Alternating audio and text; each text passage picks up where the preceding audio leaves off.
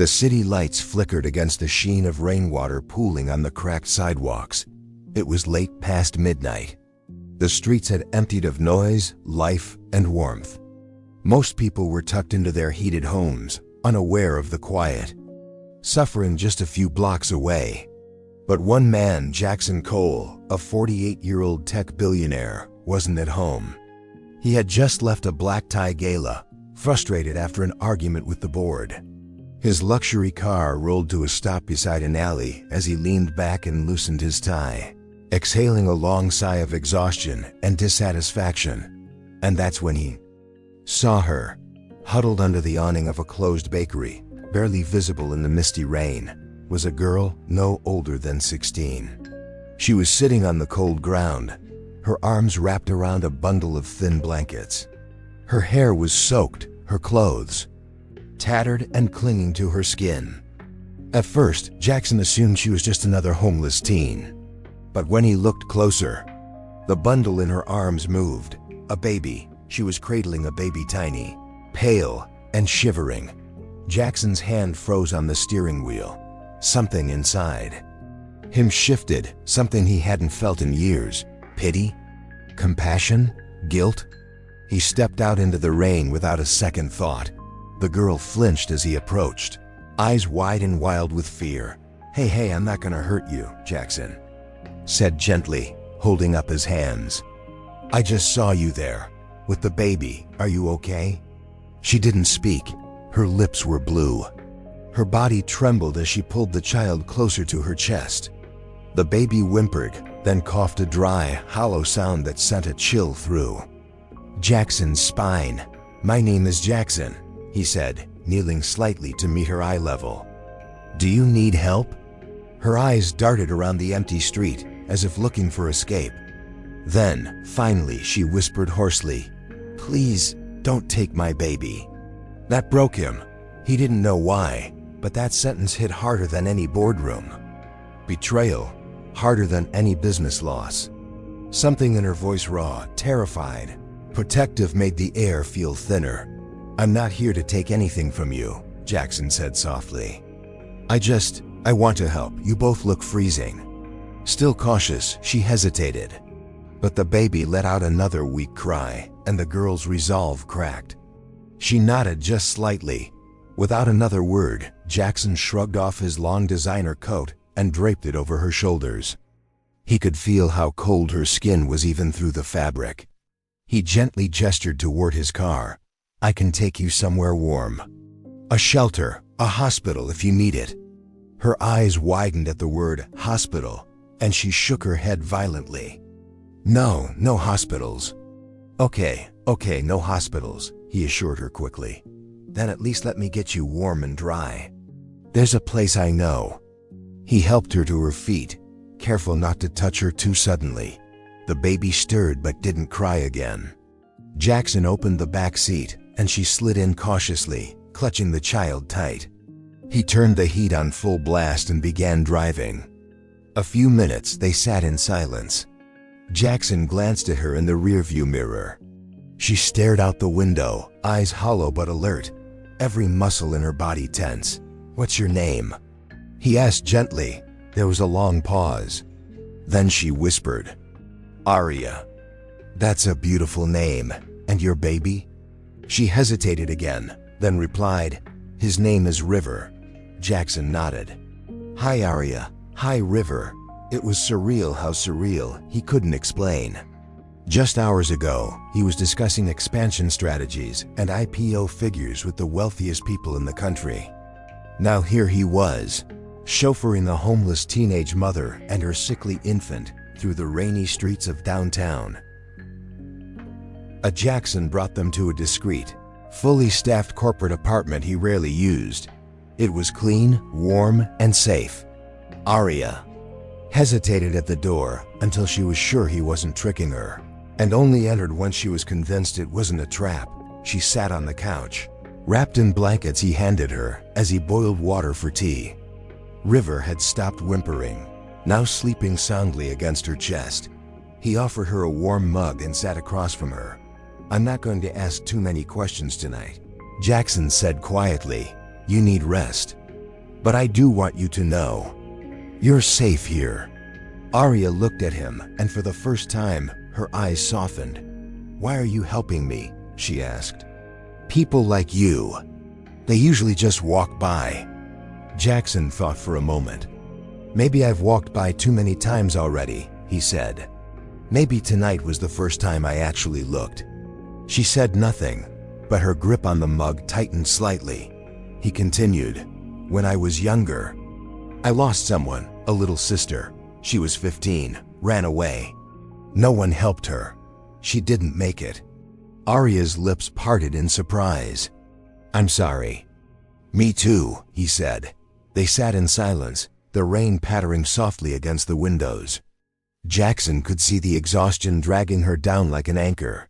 Her body curled around her child in instinctive protection. He stood. "You can use the guest bedroom. There's clean towels and clothes in the closet." She looked up slowly. "Thank you, Mr. Jackson." "Just Jackson," he smiled. "You sleep. We'll talk more tomorrow." And with that, she disappeared into the hallway, the tiny bundle of river cradled in her arms. Jackson watched her go, unable to shake the growing ache in his chest. He didn't know who she was or what she'd been through, but something told him this wasn't just a one-night rescue.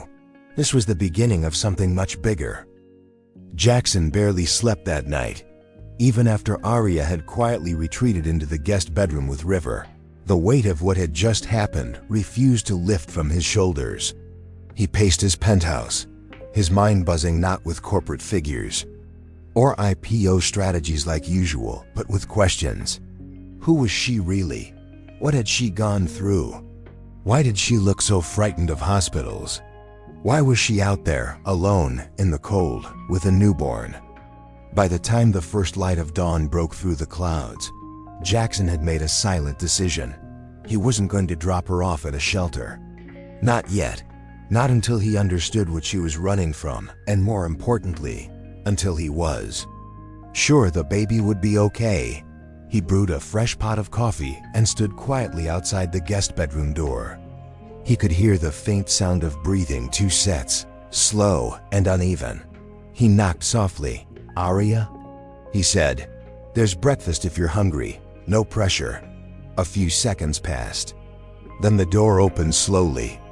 Aria stood in a borrowed hoodie, sleeves too long, her hair damp from the warm shower, eyes heavy from sleep. But even in her fatigue, there was something clearer about her this morning, less frantic, more grounded. River was cradled against her chest, wrapped tightly in the clean baby blanket Jackson had somehow kept from a forgotten gift basket years ago. "Thanks," she whispered. They sat together at the breakfast bar. Jackson offered her eggs and toast. She ate slowly, warily, like someone who wasn't sure when their next meal would be. "You don't have to talk about anything you're not ready to," Jackson said gently, sipping his coffee. "But if there's anything I can do, I will." She didn't answer at first. Then she looked down at River and whispered, "We've been sleeping behind that bakery for almost 3 weeks. Before that, I stayed in a shelter for a bit.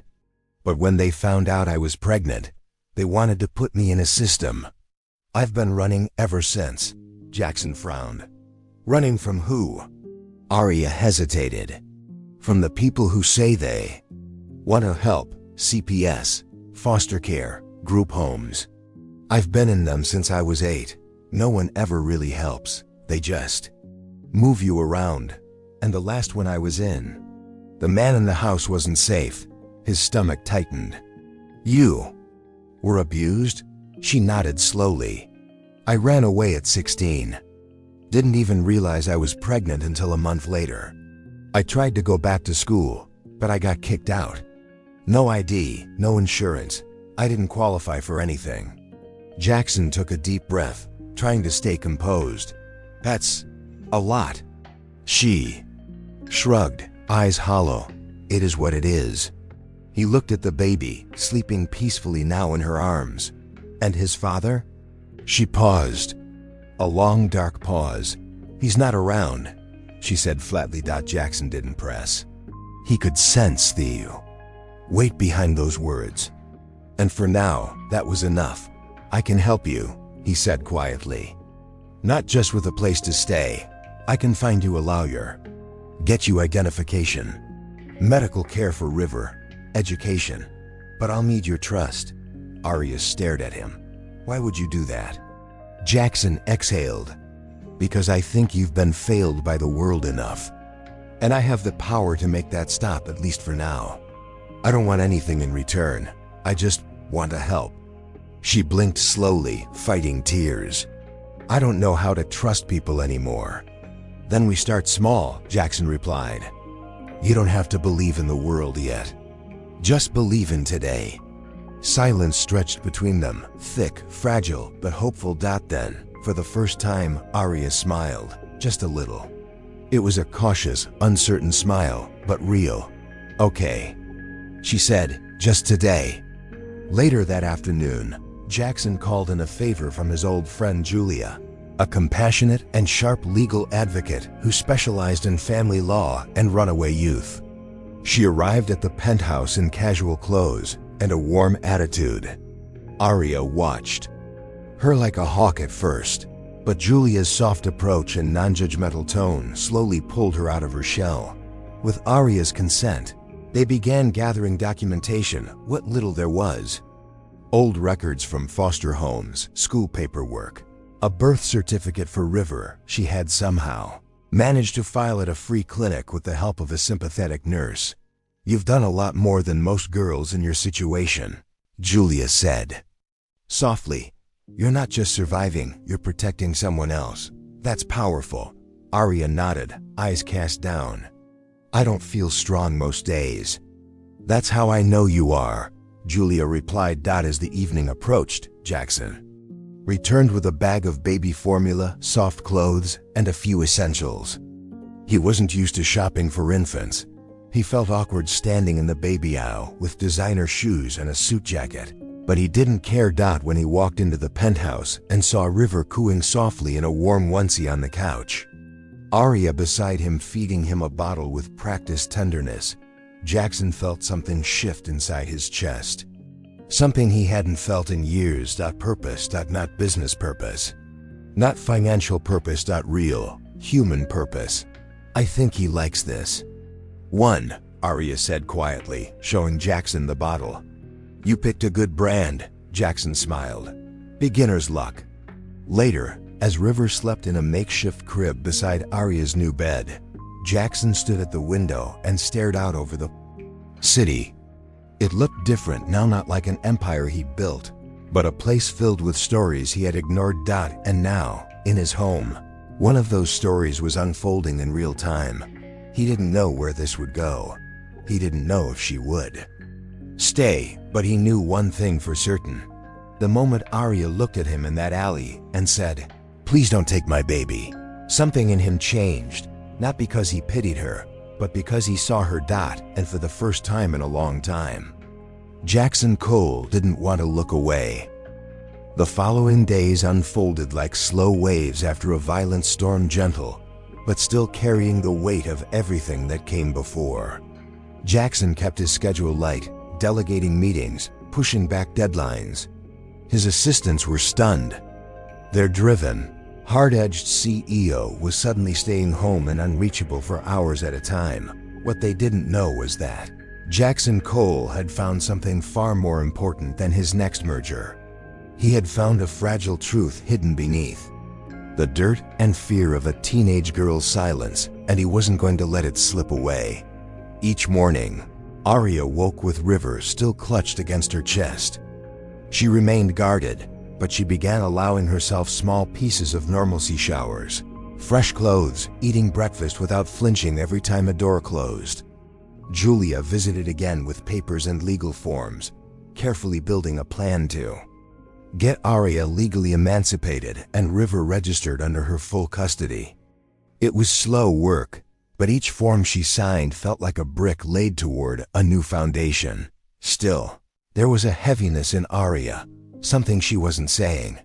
Jackson noticed it every time her eyes lingered too long on a shadow, every time she pulled River a little tighter into her arms when someone new came around. She would smile when she thought he wasn't watching, then quickly tuck it away again. It all came to a head 3 days after she moved in. That evening, Jackson returned home to find Aria in the living room, the lights off, River asleep beside her. She was holding something in her lap. A worn, creased envelope, smudged with rain and dirt. The name Isabel written in faded ink on the front. Jackson paused. "Is that yours?" She looked up slowly. It was my mom's. She gave it to me the night she disappeared. I've never opened it." He sat down across from her, voice gentle. "Why not?" Aria stared at the envelope. "I was afraid it would change things. That I'd read it and find out she didn't want me. That she left on purpose." Jackson leaned back, his own heart tightening. "Do you want to read it now?" She hesitated, then slowly nodded. Her fingers trembled as she peeled the envelope. Open. Inside was a single sheet of lined paper, folded neatly. She opened it and began to read aloud. "My sweet Aria, if you're reading this, it means I couldn't protect you the way I wanted. I don't know what lies ahead for you, but I need you to know this. You were never a mistake. You were the light of my life. If I didn't make it back, it wasn't because I stopped loving you. It's because the people around us weren't safe. I had to make a choice. I'm sorry I didn't come back. I pray every day you grow stronger than I ever was." Look for the name Jackson Cole. He may not remember me, but I once saved his sister's life. And if he's the man I believed he could become, he will help you if you ever find him. With all the love I never got to give. Isabel. The room fell silent. Jackson sat frozen. Aria's eyes were wide, filled with disbelief. "She knew you." He stood slowly, heart thudding against his ribs. "Your mother's name?" "Isabel." "Isabel Green?" She nodded. He swallowed hard. "She was my neighbor when I was a teenager. She worked in my parents' estate. We were just kids, but I remember her. And yes, she saved my sister once. Pulled her out of a pool when no one else noticed she'd fallen in." Jackson took a step closer, his voice quiet with awe. "I never knew what happened to Isabel. She disappeared suddenly. No one talked about it. She was running," Aria said, "from the same man who later took me in." The room seemed to grow colder. Jackson didn't need her to say the words. "I'm sorry," he whispered. Aria looked down. "She wanted me to find you, all these years. I didn't even know you existed." Jackson felt his breath catch. He couldn't explain the rush of emotions, regret, awe, sorrow, and something like fate crashing all at once.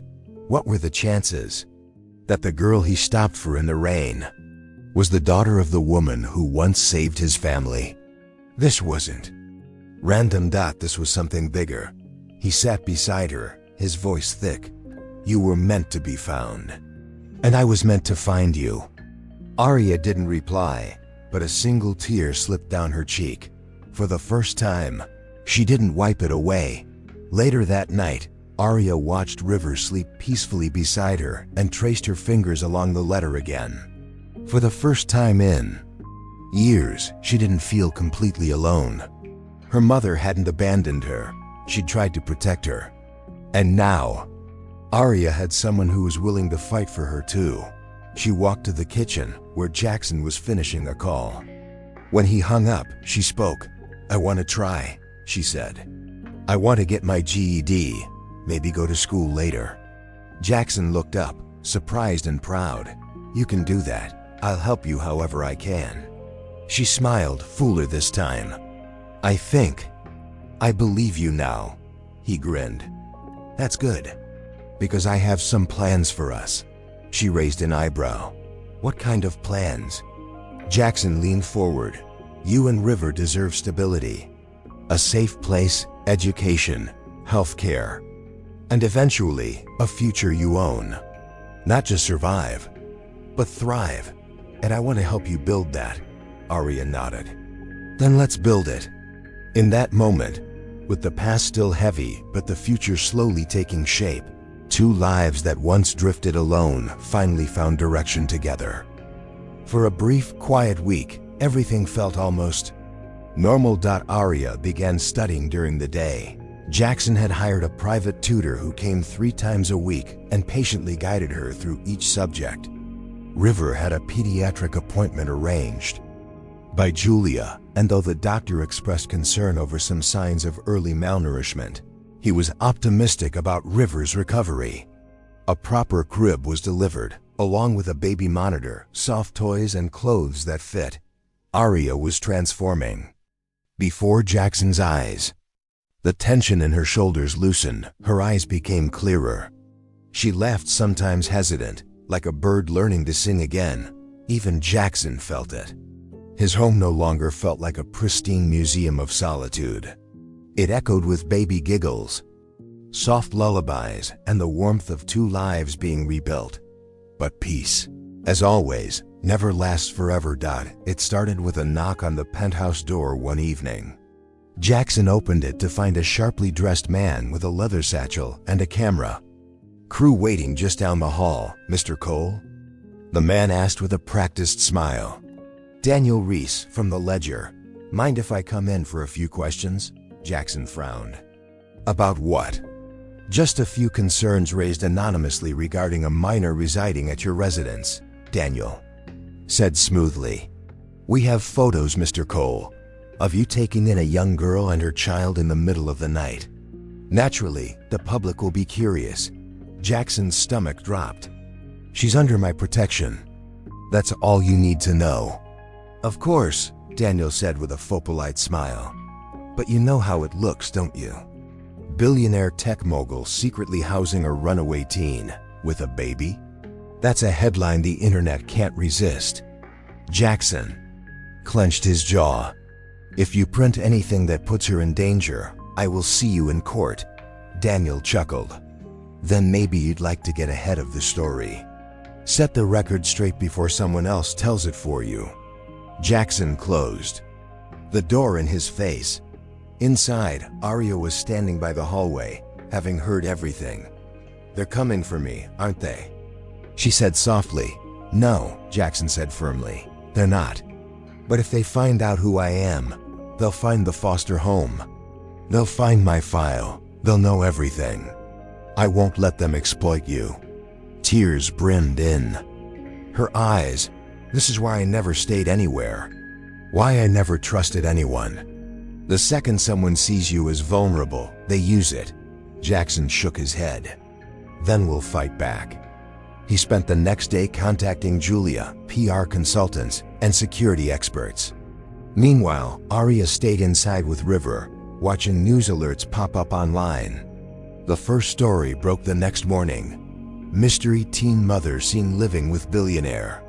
Tech CEO, troubled past or secret family tie?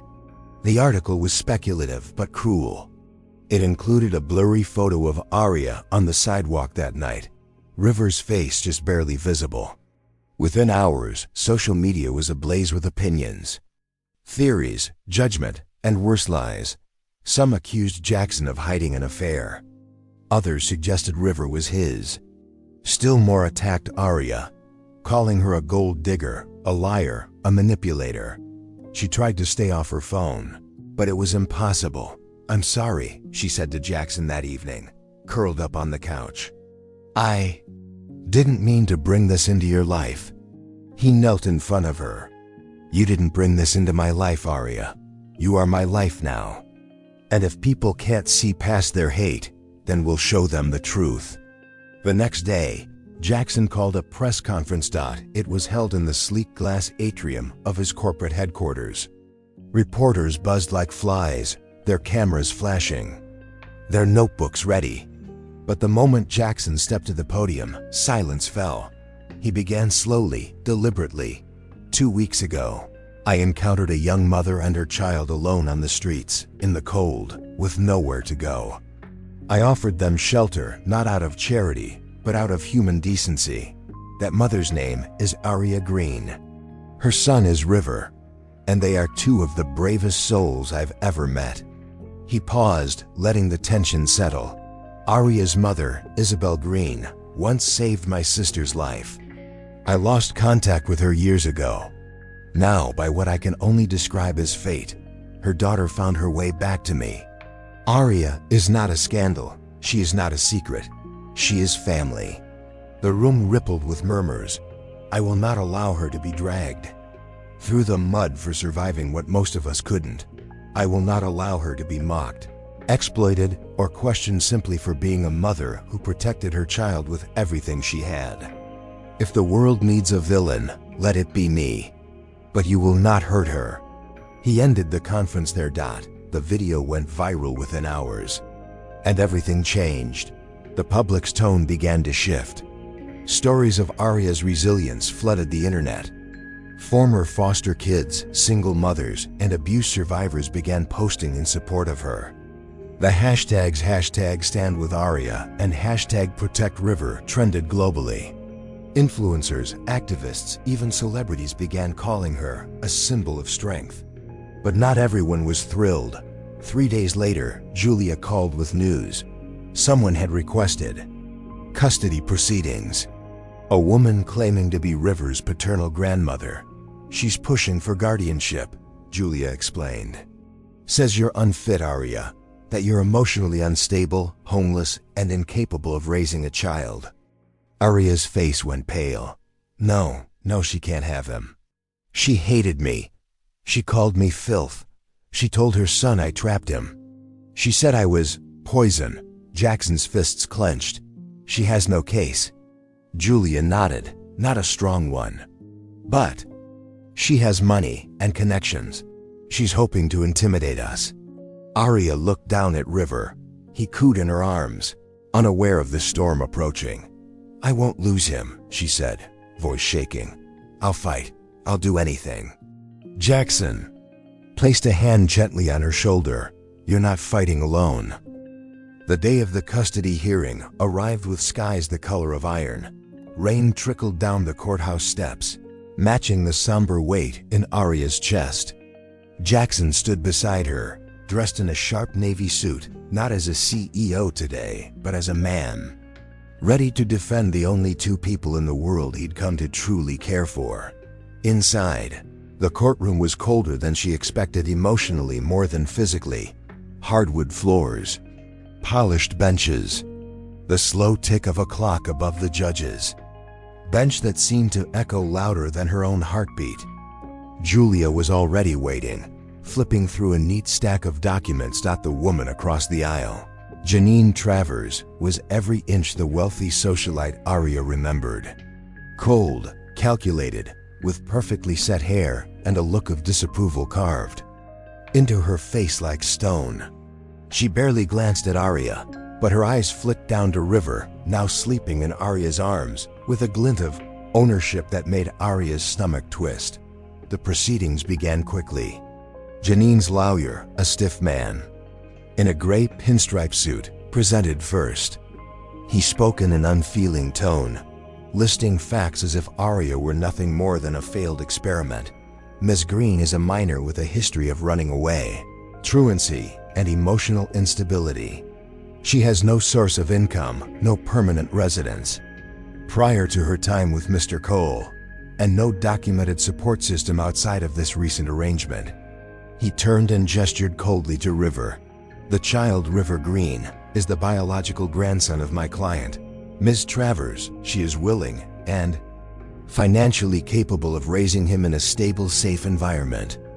Julia stood when it was her turn, the weight of her presence calm and authoritative. What the court must consider, she began, is not the income level of the parties involved, but the love, care, and protection already being provided.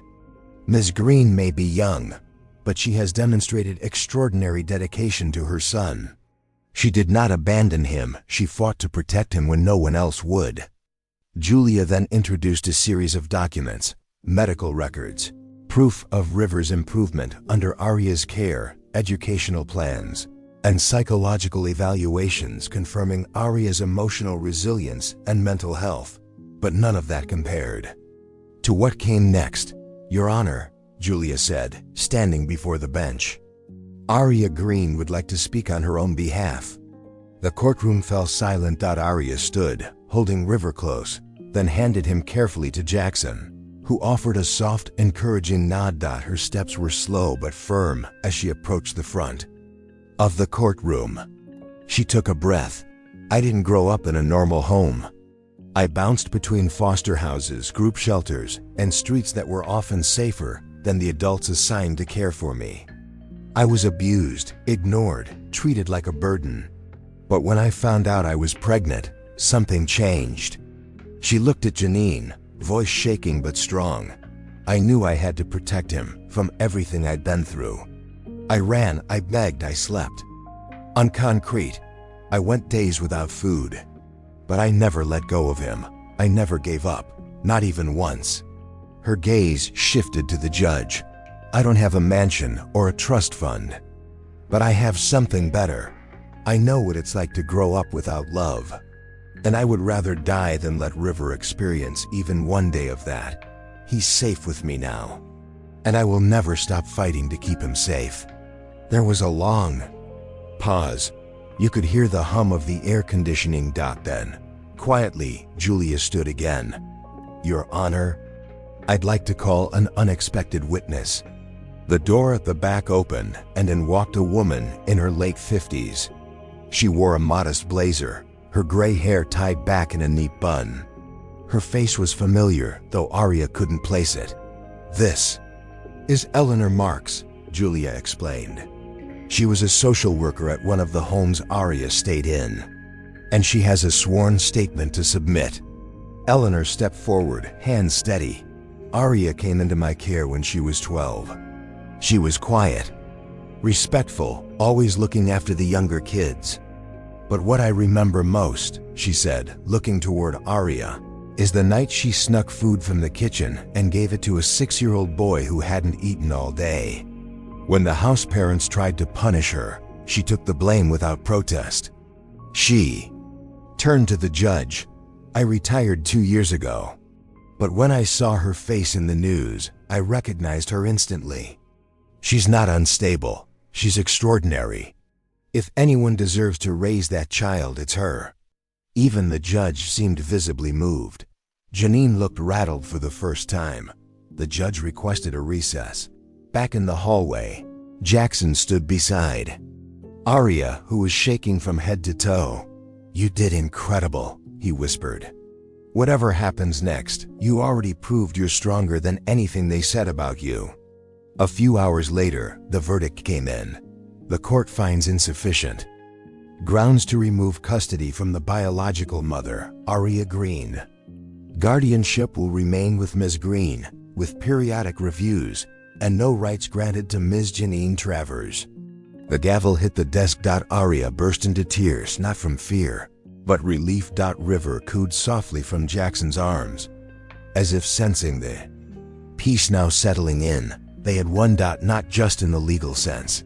They had reclaimed her life, her dignity, her future. That night, back at the penthouse, Aria stood at the window as the rain began again, so familiar, yet no longer terrifying. Jackson joined her, River asleep between them. Do you know what this means? He asked. She looked at him. That I finally have a tomorrow, she whispered. He smiled. And you're not walking into it alone. 3 months later, the air in the city had shifted. The cold rains of winter gave way to the soft warmth of early spring, and with it came something Aria had almost forgotten how to feel: hope. Her mornings were filled with baby laughter and study sessions, and her evenings ended with quiet conversations and peace she had never known in the group homes or alleyways. River was growing stronger each day, his cheeks fuller, his cries more playful than desperate. Jackson had renovated one of the rooms in his penthouse into a nursery, with sky-blue walls and soft lights that danced like stars. But beyond the quiet walls of Jackson's apartment, the world had not forgotten Aria. In fact, it had only just begun to discover her. What started as a viral moment, Jackson's impassioned defense at the press conference, had turned into something far greater. She'd become an unwitting symbol for resilience, for youth ignored by the system, for mothers who fought when no one else would. And then, the invitation came. It arrived in an envelope marked from the Bridge Foundation, a national nonprofit that helped fund education for underserved youth. Aria opened it slowly, still cautious with anything bearing a logo or formality. Dear Ms. Aria Green, we have followed your story and believe your courage and perseverance represent the very spirit of our mission. It is our honor to offer you a full scholarship to the Community Rising Scholars Program. This includes GED completion, college prep, child care assistance, and mentorship in any field you choose. We believe in your future, and we believe your story has just begun. Aria sat in stunned silence, reading the words again and again. Jackson walked in to find her staring at the paper, speechless. "What is it?" he asked gently. She handed him the letter, her hands trembling. When he finished reading, he looked up with quiet pride. "You earned this." Her eyes filled with tears. "I never thought someone like me." "Someone like you," he interrupted softly, "has the power to change everything." In the weeks that followed, Aria began to prepare for her next chapter. The scholarship included housing a safe, private mother and child dorm on the college campus. Jackson offered to fund additional support, but she insisted on doing the rest herself. "I need to prove to myself I can stand on my own," she said, "but I'll always come back to visit." One night, as they packed her things, Aria stopped Jackson by the window, the same place they had stood on the night of the trial, watching the city breathe. "I need to tell you something," she said quietly. "When my mom wrote that letter, I think she wasn't just asking you to protect me. She was giving me back to someone who still had light left. I think she wanted me to have a second chance with someone who wouldn't walk away." Jackson's voice caught. "You gave me a second chance too, Aria. You reminded me that this life, it's not about empires or headlines. It's about the people we're brave enough to fight for." She smiled. "Then I guess we saved each other." Graduation day. 2 years later, a warm breeze swept across the campus lawn. Students in robes hugged their families, music played over a loudspeaker, and the scent of fresh flowers and warm sun filled the air. Aria stood proudly in her black cap and gown. River, now 3 years old, clinging to her leg and giggling in the sunshine. Her name was called, and the crowd erupted in applause. She walked across the stage, shaking hands, holding her diploma tightly with both hands. From the front row, Jackson stood and clapped the loudest. He was still a CEO, still wealthy, still running one of the most powerful tech companies in the country, but everyone there knew the proudest title he wore was family. After the ceremony, they all walked together, Jackson, Aria, River, and Julia, who had remained in their lives as more than just a lawyer. They sat on the lawn and watched River chase butterflies, his laughter free and unburdened. Aria turned to Jackson. "I've been thinking about writing, maybe sharing my story. There are a lot of girls like me out there, and maybe if I talk, they'll know they're not alone." Jackson nodded. "You have the voice and the truth. That's all it takes to start a movement." She smiled. "I just want to be what I never had, a light in the dark." "And you are," he said. "You already are." They sat in the golden sun, no longer strangers from different worlds, but a family forged not by blood, but by choice, sacrifice, and belief in something bigger than themselves. And as River ran toward them, laughing with open arms, Aria knew this was only the beginning.